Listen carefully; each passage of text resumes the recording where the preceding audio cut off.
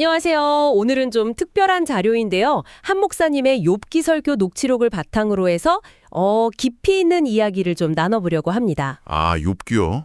네, 욥이 정말 극심한 고난을 겪었을 때 그 친구들이 와서 위로를 했는데 이게 오히려 하나님의 책망을 받았잖아요. 그렇죠. 왜 그랬는지 또 고통 앞에서 우리가 진짜 던져야 할 질문은 뭘지 한번 파헤쳐 보겠습니다. 네, 이 설교가 단순히 욥의 고통 그 자체보다는요.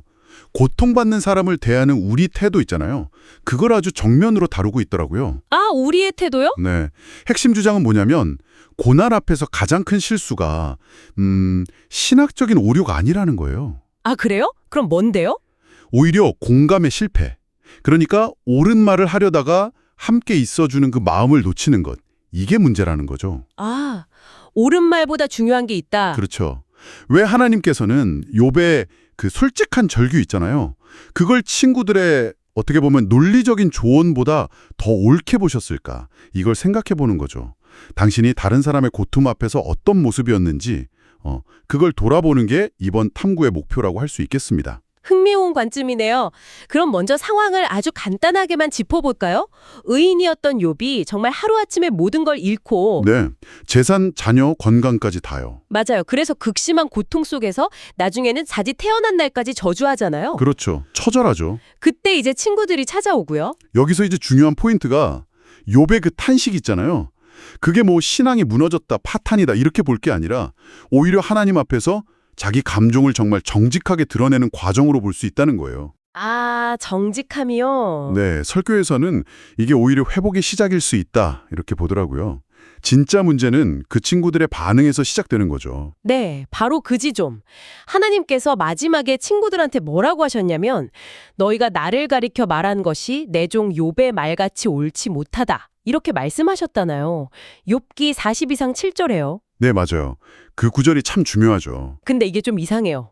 왜냐면 친구들이 한 말이 언뜻 들으면 뭐 신앙적으로 그렇게 틀린 말은 아닌 것 같거든요.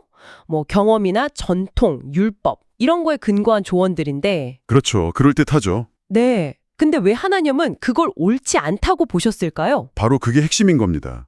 친구들은 욥의 그 고통받는 마음에 공감하기보다는 각자 자기가 가진 어떤 인간적인 틀이 있잖아요. 틀이요? 네, 예를 들어 경험, 아니면 전통, 아니면 율법적인 기준 이런 걸로 욥의 상황을 자꾸 분석하고 판단하려고만 했다는 거죠. 아, 분석하고 판단. 네, 설교에서는 이런 태도를 신앙적 판단주의자라고 부르더라고요. 신앙적 판단주의자요? 네, 그러니까 고통받는 사람을 살리는 게 복음의 본질, 즉 은혜와 공감인데 그거보다는 자기의 옳음을 증명하려는 태도를 보였다는 거예요. 아, 자기 옳음. 뭐 예를 들면 이런 거죠.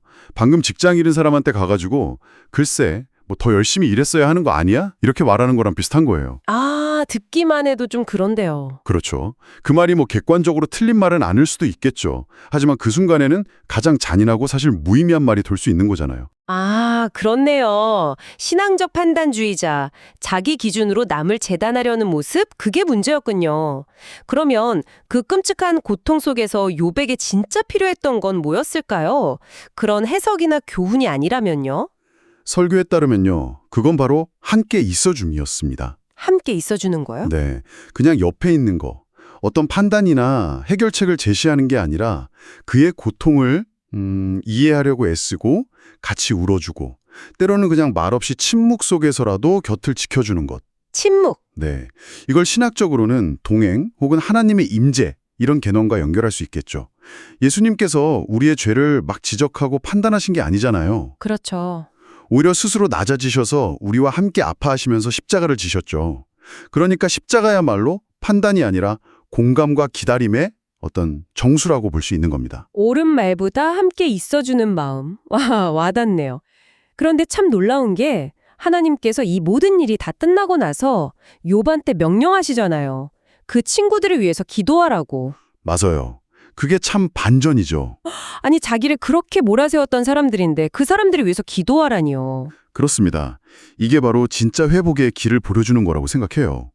회복이라는 게 뭐 더 날카로운 판단이나 비난? 이런 걸로 오는 게 아니라는 거죠. 아, 오히려 용서와 기도를 통해서 시작된다는 것?